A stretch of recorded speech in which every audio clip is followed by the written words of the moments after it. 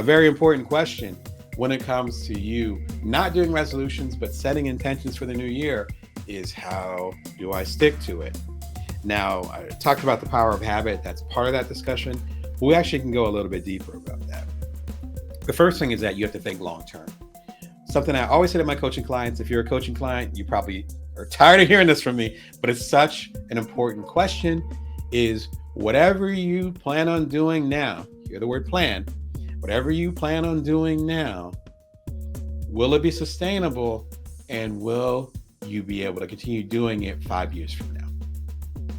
My 5-minute meditation, again, after my year off the wagon of meditation, at least traditional meditation, I did my walking meditation in defense of myself. But, the traditional sitting down meditation, before that, I meditated nearly every day for 15, going on 20 years. No exaggeration, no cap. That was because I would meditate for 3 minutes, and now I'm all the way up to 5 minutes. Facts. But that's because it was doable.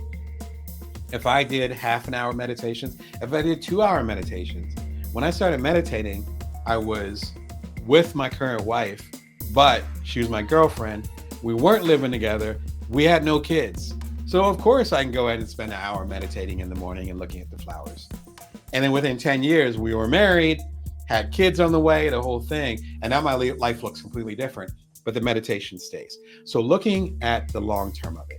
The second thing, and I think this is the killer part, is to acknowledge your blind spots.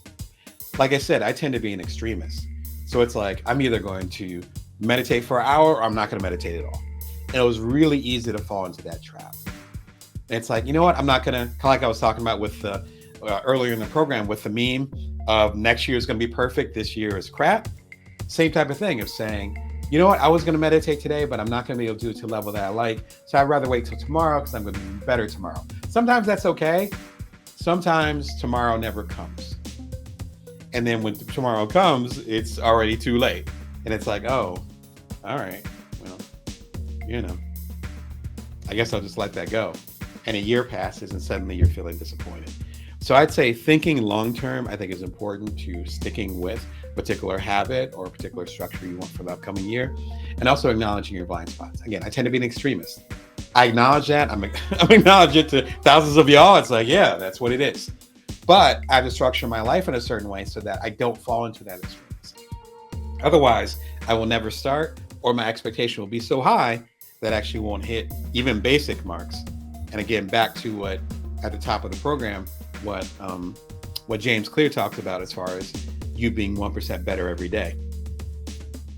I can sit down and go right into meditation now, even though I've only been doing it in 5-minute increments, where a handful of years ago, it would take me 3 minutes to get into the 5-minute meditation. And then the bell rings and I'm like, I felt like I didn't do anything.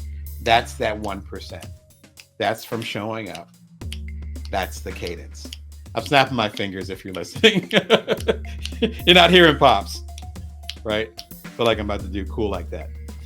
So long term, and check your blind spots.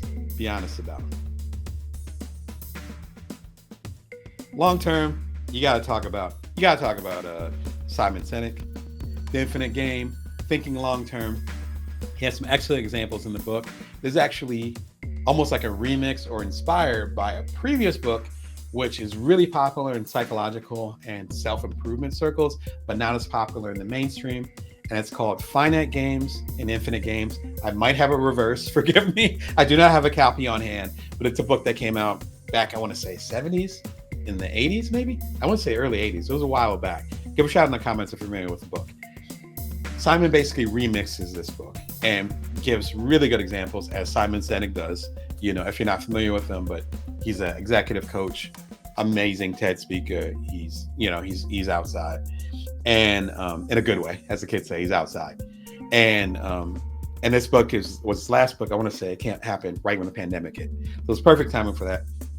But helping you think more long term versus trying to have a short term win. Really simple example of this that he talks about with finite games versus infinite games is the game of football. Think of football.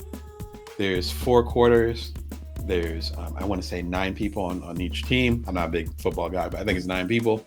there's a quarterback and rear end and all this, or I think it's rear end. You know what I'm saying? But tight end, it's not rear end, tight end. It's like, it sounds the same to me. But whatever. They're doing all that stuff in a certain structure. And at the end of those 4 quarters, unless it's overtime, there's a winner and a loser. And then the winners are happy, the losers go home. The winners go to the next level of the circle until they hit the Super Bowl or the NCAA championships or whatever it is. Fine, that's a finite game. Infinite games are being married. You say till death do us part. So it's not like you're going to win an argument on Tuesday and then you don't have to see his or her face on Wednesday. and then hopefully, if you guys' health is good, you see them for the next 30, 40, 50 years like you committed to. That's it. That's an infinite game. Infinite until the universe says stop. Right? And of course, if you get divorced, it's different. But technically, you committed to an infinite game. Infinite as in for the rest of your life. I have an infinite game with y'all. I'm not going anywhere, and hopefully y'all aren't going anywhere. So if I go ahead and I say, hey, I wrote a book, here you go, and the book is crappy, I'm going to see y'all the next time I have a program, when I have the next live the next Wednesday, and you're going to be like, Damon, you did a crappy book. So that's not the only incentive, but it also makes you aware of saying, I'm building a relationship with people, even if the person is yourself, over time. If I'm trying to lose weight or get healthy or whatever, and I lose a bunch of pounds the first couple of days of January, bro, you got a whole 364, 63 more days to go. And then hopefully you got more life after that.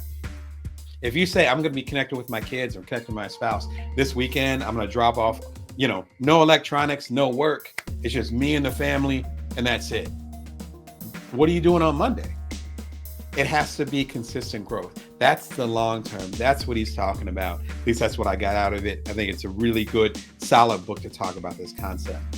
One of my favorite books of all time, to this day, The Big Leap by Gay Hendricks. Fantastic book. He talks about what prevents us from going to the next level. And often quiet is kept, it's self-sabotage, because we identify with the limited circumstances that we're in. I could have another half an hour of the show just me talking about this book. This book is fantastic. I listened to it in a really crucial period of time in my life. I got the audiobook. The link is actually to all of them. So if you don't want to rock with the audiobook, you can get the physical book or what have you. And then Gay Hendricks actually has a couple other books that have come out recently. I'm still stuck on this one. Again, if you ever have like a musician or a band or something that you're really into, and they come out with a new album, but you can't listen to the new album because you're still in love with the old album. I've been in that state with Gay Hendricks. I listened to this book when our first son was born. So I got this book 11 years ago. I'm still stuck on it, still listen to it regularly. If you're looking to go to the next level, you're not sure why you haven't gotten to the next level, or you want to make sure and be proactive towards getting to the next level, be sure and check out this book. I cannot recommend it higher. Out of all the books here, it's probably my favorite. All right, so it's been wonderful connecting with y'all.